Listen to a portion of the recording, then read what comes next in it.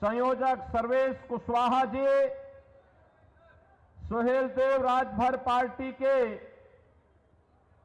अध्यक्ष बबलू राजभर जी, भारतीय जनता पार्टी के जिला के अध्यक्ष श्री काशीनाथ सिंह जी, जिला प्रभारी श्रीमती अनामिका चौधरी जी, निषाद राज पार्टी के श्री अरविंद कुमार बिंद जी, अपना दल के उदित नारायण पटेल जी, भारतीय जनता पार्टी के मेरे सभी उपस्थित बहनों और भाइयों, चंदौली की मेरी उपस्थित सभी जनता जनार्दन, मैं आप सबको इतनी भीषण गर्मी में भी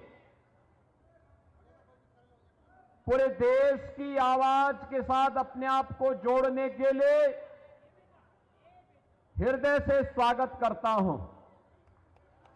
बहनों और भाइयों,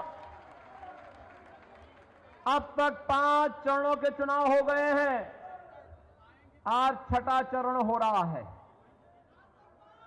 और आज छठे चरण में देश के अंदर जो उमंग है, उत्साह है, जो पहले 3 चरणों में लहर थी, आज वह मोदी जी की सुनामी देखने को मिल रही है। चारों ओर एक ही भाव है, लोगों के मन में एक ही भाव है, एक ही भंगिमा है, एक स्वर है और एक ही नारा गूंज रहा है और वह नारा है फिर एक बार और अब की बार 400 पार का नारा सुनकर के तो समाजवादी पार्टी के लोगों को चारों खाने चित हो जाते हैं, क्योंकि समाजवादी पार्टी के लोग इस बात को जानते हैं कि उनका चुनाव लड़ने का औचित्य कुछ भी नहीं, क्योंकि केंद्र में सरकार बनाने के लिए 273 सांसद चाहिए और समाजवादी कुल 60-62 सीट पर ही चुनाव लड़ पा रही है। बहनों और भाइयों, वे जनता से पूछते हैं कि भाजपा 400 पार कैसे पाएगी, तो जनता जनार्दन क्या कहती है? कहती है जो राम को लाए हैं, क्या चंदौली भी यही मानता है ना? मानता है क्या? थोड़ा हाथ उठा करके बोला करो, काहे है ना, मानता है ना? और इसीलिए जनता जनार्दन उन्हें जवाब देती है, कहती है कि राम भक्त ही राज करेगा दिल्ली के सिंहासन पर, और समाजवादी ठहरी रामद्रोही। समाजवादी पार्टी के सारे कृत्य तो रामद्रोही हैं। आप बताओ, राम भक्तों पर गोली चलाई थी कि नहीं चलाई थी? और राम जन्मभूमि और काशी में संकट मोचन मंदिर पर आतंकी हमला करने वाले आतंकवादियों के मुकदमों को इन्होंने वापस लिया था कि नहीं लिया था? यही अखिलेश यादव हैं जो आज समाजवादी पार्टी के अध्यक्ष हैं। मुख्यमंत्री बनते ही सबसे पहला फैसला इन्होंने आतंकवादियों के मुकदमों को वापस लेने का लिया था। बहनों और भाइयों, ये लड़ाई तो राम भक्तों और रामद्रोहियों के बीच में है। रामद्रोही जो विकास का विरोधी है, गरीब कल्याणकारी योजना का विरोधी है, रामद्रोही जो आतंकवाद और नक्सलवाद का समर्थक है, हर माफिया का शागिर्द है। और राम भक्त कौन? राम भक्त वही जो रामलला को 500 वर्षों के बाद विराजमान कर दिए, भारत का सम्मान बढ़ा दिए, भारत की सुरक्षा को पुख्ता कर दिए, भारत के अंदर विकास के बड़े बड़े कार्य ला दिए, गरीब कल्याणकारी योजनाओं के नए नए प्रतिमान स्थापित कर दिए, और बड़े बड़े जो माफिया बनते थे उनकी राम नाम सत्य है की यात्रा भी निकाल दी है। भाई राम भक्त तो यही करेंगे ना, भाई सज्जनों का संरक्षण और दुर्जनों का स्वाहा। सहमत है? सहमत है ना? तो मैं यही कहने के लिए आपके पास आया हूं परम राम भक्त हैं हमारे मोदी जी। मोदी जी के नेतृत्व में 500 वर्षों का इंतजार समाप्त हुआ। अयोध्या में रामलला फिर से विराजमान हुए और जो आपका संकल्प था, आपके पूर्वजों का संकल्प था कि रामलला हम आएंगे, मंदिर वहीं बन गया ना। तो इसका श्रेय किसको मिलेगा? भाई देखो, मोदी जी तो नेतृत्व दे रहे हैं, लेकिन मोदी जी को और योगी जी को ताकत आपने दी है, आपने दी है, इसलिए श्रेय तो आप ही को मिलना है। पुण्य के भागीदार आप बने। कमल चुनाव चिन्ह पर जो भी वोट गया है, राम जन्मभूमि पर भगवान राम के भव्य मंदिर का श्रेय और उसका पुण्य भी उनके खाते में गया है।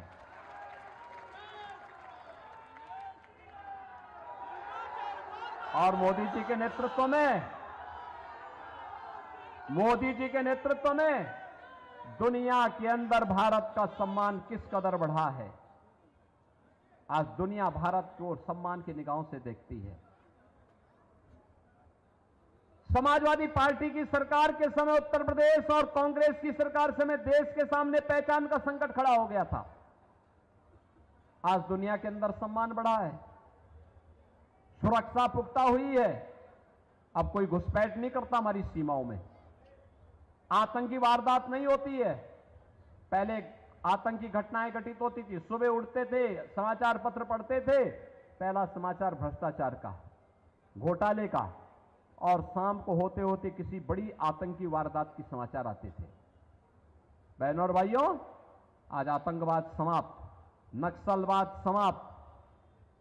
अब तो पटाखा जोर से फट जाए तो पाकिस्तान पहले सफाई देता, कहता साहब मेरा हाथ नहीं है। बोलता है ना, क्योंकि उसे मालूम है नया भारत है, छेड़ेगा नहीं, लेकिन कोई छेड़ेगा तो उसको छोड़ेगा भी। मजबूत भारत है, मजबूत सरकार होती है तो मजबूत देश भी होता है। और भारत अपनी विकास की यात्रा को भी आगे बढ़ा रहा है। विकास की यात्रा किस कदर, हाईवे 2 लेन, 4 लेन, 6 लेन, 12 लेन के, रेल, वंदे भारत, अमृत भारत, नमो भारत। अब मीटर गेज से छुक छुक चलने वाली ट्रेन नहीं है, अब तो बुलेट की स्पीड के साथ चलने वाली ट्रेन मोदी जी ने देशवासियों को दी है। Metro, ropeway, 1 district 1 medical college, AIIMS, IIT, IIM, IIIT, NIT, world class university, ये सब आज हमारी पहचान विकास के बन रहे हैं। वाटरवे का सबसे अधिक लाभ हमारे चंदौली वासियों को मिलने वाला है। और विरासत का सम्मान कैसे होना चाहिए बहनों और भाइयों, अगर इसका नमूना देखना हो तो पंडित दीनदयाल उपाध्याय जी का जो स्मारक बना है यहीं पर, आप वहां जाकर के देखो। काशी में काशी भगवान काशी विश्वनाथ का धाम देखो, भगवान मार्कंडेश्वर महादेव का धाम देखो, क्या सुंदर हो गया है। पांडे जी ने एक एक पाई जुटा जुटा करके आज उसको क्या सुंदरीकरण दे दिया है। बहनों और भाइयों, ये होता है विकास। कोई सोचता था चंदौली में मेडिकल कॉलेज बनेगा, कोई सोचता था? आज तो बाबा कीनाराम जी के नाम पर उनकी स्मृतियों को जीवंत बनाए रखते हुए मेडिकल कॉलेज बन गया ना, चंदौली में बन गया ना, कोई संदेह? चंदौली की सड़कें भी अब 2 लेन और 4 लेन की हो रही हैं, और फ्लाईओवर भी बन रहे हैं, खूब बन रहे हैं। सिंचाई के लिए नई नई सुविधाएं यहां उपलब्ध कराई जा रही हैं। विकास का वह हर कार्य आपके जनपद में आया है, जिसकी यहां पहले लोगों ने कभी सोचा होगा कि अगर ये हो जाता तो अच्छा होता, आज वो हो गया है। बहनों और भाइयों, और गरीब कल्याणकारी योजनाओं का क्या हाल? आप सोचो, मोदी जी 4 वर्ष से 80 करोड़ लोगों को फ्री में राशन दे रहे हैं भारत के अंदर, अगले 5 वर्ष तक निरंतर जारी रखेंगे। और दूसरी तरफ पाकिस्तान है, 23 करोड़ की कुल आबादी, वो अभी भूख से मर रही है। और मैं इसीलिए कहता हूं, जो पाकिस्तान का राग अलापते हैं, वे पाकिस्तान चले जाएं, कृपया पाकिस्तान जाएं, भारत पे बोझा न बने। पाकिस्तान में कोई उनको भीख भी नहीं देने वाला है। बहनों और भाइयों, ये भारत है, 80 करोड़ लोगों को फ्री में राशन दे रहा है, और जितनी पाकिस्तान की आबादी है उससे बड़ी आबादी को भारत गरीबी रेखा से उभारने में 10 वर्ष में मोदी जी के नेतृत्व में सफल हुआ है। बहनों और भाइयों, 60 करोड़ लोगों को 60 करोड़ लोग प्रतिवर्ष 5 लाख रुपए की आयुष्मान भारत के कार्ड की सुविधा प्रतिवर्ष पा रहे हैं। 50 करोड़ लोगों के जनधन अकाउंट खुल गए हैं। 12 करोड़ किसान प्रधानमंत्री किसान सम्मान निधि का लाभ प्राप्त कर रहे हैं, और उसमें ज्यादा किसान आपके चंदौली के हैं, क्योंकि चंदौली कृषि बाहुल्य क्षेत्र है। 12 करोड़ घरों में शौचालय बन गया है। 10 करोड़ घरों को उज्ज्वला योजना का कनेक्शन भी मिल गया है। हमने तो यूपी में एक और व्यवस्था की है कि होली और दीपावली में उज्ज्वला योजना के कनेक्शन धारियों को फ्री में एक भरा हुआ सिलेंडर उपलब्ध करवाएंगे, और हम दे रहे हैं। 4 करोड़ गरीबों के मकान बन गए हैं, और मोदी जी ने घोषणा की है 4 जून को जब फिर एक बार मोदी सरकार बनेगी तो 70 वर्ष से ऊपर के हर एक बुजुर्गों को प्रतिवर्ष 5 लाख रुपए की आयुष्मान भारत की कार्ड की सुविधा देंगे उपचार के लिए। जितने बचे हुए गरीब होंगे उन गरीबों को एक एक आवास उपलब्ध करवाएंगे, मकान बना करके उन गरीबों को भी देंगे। श्रमिकों और गरीबों के, अनाथों को, निराश्रित बच्चों के लिए क्या सुविधा होनी चाहिए, अटल आवासीय विद्यालय उसके नमूने हैं। अनिल राजभर हमारे मंत्री हैं इस विभाग के, आप जाइए थोड़ा उन विद्यालयों में जाकर देखिए, गरीबों के बच्चों के लिए कैसे हाई क्लास विद्यालय बन रहे हैं। एक तरफ विकास है, गरीब कल्याण भी है, सुरक्षा भी है, सम्मान भी है, और विरासत को आगे बढ़ाने के लिए आपकी आस्था को भरपूर सम्मान है। काशी में काशी विश्वनाथ धाम है, तो अयोध्या में प्रभु राम का भव्य मंदिर का निर्माण भी है।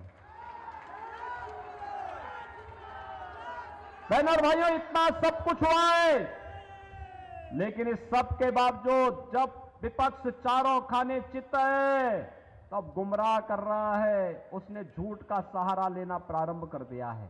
क्या बोलता है? कहता है कि भाजपा आएगी तो संविधान बदल देगी। अरे बाबा साहब भीमराव अंबेडकर को तो सर्वाधिक सम्मान भारतीय जनता पार्टी ने और मोदी जी ने दिया है। मोदी जी ने घोषणा की है, क्या घोषणा की है? मोदी जी ने 10 वर्ष में पंचतीर्थ बाबा साहब भीमराव अंबेडकर के बनाए हैं, लेकिन कांग्रेस का और समाजवादी पार्टी का घोषणा पत्र कहता है कि सत्ता में आएंगे तो अनुसूचित जाति, जनजाति और पिछड़ी जाति के आरक्षण में से कुछ हिस्सा काट करके मुसलमानों को देंगे। भाजपा विरोध कर रही, कह रहे हैं कि धर्म के आधार पर आरक्षण नहीं हो सकता, आरक्षण अनुसूचित जाति, जनजाति और केवल पिछड़ी जाति के लोगों को मिलेगा, किसी मुस्लिम को आरक्षण नहीं मिल सकता है। क्योंकि बाबा साहब भीमराव अंबेडकर ने कहा था धर्म के आधार पर आरक्षण देश के विभाजन का कारण बना था, और यह फिर से हम भारत का विभाजन नहीं होने देंगे। लेकिन कांग्रेस के नेतृत्व में ये लोग भारत के विभाजन की आधारशिला रखना चाहते हैं। बहनों और भाइयों, इनका मैनिफेस्टो कहता है कि सत्ता में आएंगे तो भारत के अंदर पर्सनल कानून लागू करेंगे। पर्सनल कानून का मतलब जानते हैं आप? तालिबानी शासन। बेटी स्कूल नहीं जा पाएगी, महिलाएं बाजार नहीं जा पाएंगी, घर के अंदर बुर्का पहन करके दुबक करके रहना पड़ेगा। ये शरिया कानून भारत के अंदर कतई नहीं लागू होने देंगे, कतई भारतीय जनता पार्टी लागू नहीं होने देगी। भारतीय जनता पार्टी बाबा साहब भीमराव अंबेडकर के द्वारा बनाए गए संविधान से चलेगा। भारत किसी भी शरीयत कानून को कतई नहीं मानेगा। और यह घोषणा मोदी जी ने पहले ही कर दी है। ये तीसरी बात क्या कह रहे हैं? कहते हैं आएंगे तो आने पर अल्पसंख्यकों की रुचि के अनुसार खान पान की स्वतंत्रता देंगे। बहनों और भाइयों, मैं पूछना चाहता हूं, बहुसंख्यक और अल्पसंख्यक का खाना तो सामान्यतः एक जैसा ही होता है। अरे चावल बहुसंख्यक खाता होगा तो अल्पसंख्यक भी खाता होगा, बाटी चोखा बहुसंख्यक खाता होगा तो अल्पसंख्यक भी खाता होगा, दाल और सब्जी ये बहुसंख्यक खाता होगा तो अल्पसंख्यक भी खाता होगा। लेकिन एक जगह में आके ठहर जाता है। जब कोई मुसलमान कहता है कि मैं गौ हत्या करूंगा, गौ कसी करूंगा, तो हिंदू उड़ जाता है, कहता नहीं, जन्म जन्म का नाता है, गौ हमारी, जन्म जन्म का नाता है, गौ हमारी, बोलता है ना। गौ माता के बगैर कोई संस्कार हमारा संपन्न हो सकता है क्या? नहीं हो सकता। लेकिन एक कांग्रेस और समाजवादी पार्टी के लोग क्या कहते हैं? कहते हैं आएंगे तो गौ हत्या की छूट देंगे। क्या आप इसको स्वीकार करेंगे क्या? अरे जो राम जन्मभूमि का पुण्य आपके साथ जुड़ा हुआ है, उसको पाप में मत बदलने देना, उसको पाप में मत बदलना। और इसीलिए हम लोग आए आपसे कहने के लिए, मोदी जी के नेतृत्व में आत्मनिर्भर और विकसित भारत की कल्पना को साकार करना है और उसके लिए चंदौली संसदीय सीट पर डॉक्टर महेंद्र नाथ पांडे जी को भारी बहुमत से विजयी बनाकर के भेजना है। महेंद्र नाथ पांडे जी जीतेंगे, कोई संदेह नहीं। लेकिन बहन और भाइयों, रिकॉर्ड चाहना, ये रिकॉर्ड वोट चाहिए। रिकॉर्ड वोट से जिताएंगे।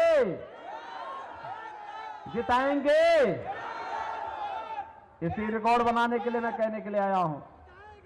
देखो, दिन हो या रात, निरंतर चलने वाला व्यक्ति, सहजता सरलता की प्रतिमूर्ति, लगातार आपके लिए संघर्ष करने वाला व्यक्ति, सुख दुख में खड़ा होने वाला व्यक्ति, आपके विकास के लिए समर्पित भाव के साथ अगर दिल्ली में है तो उनकी नजर चंदौली में ही लगी रहती है। विकास के किसी मुद्दे को लेकर के लगातार प्रयास करते हैं और आज इसीलिए हम लोग आपके पास आए हैं कि पांडे जी को एक बार फिर से चंदौली में सांसद बना के भेजना है। बनाएंगे? बोलो चंदौली वासियों, बना के भेजेंगे, जिता के भेजेंगे।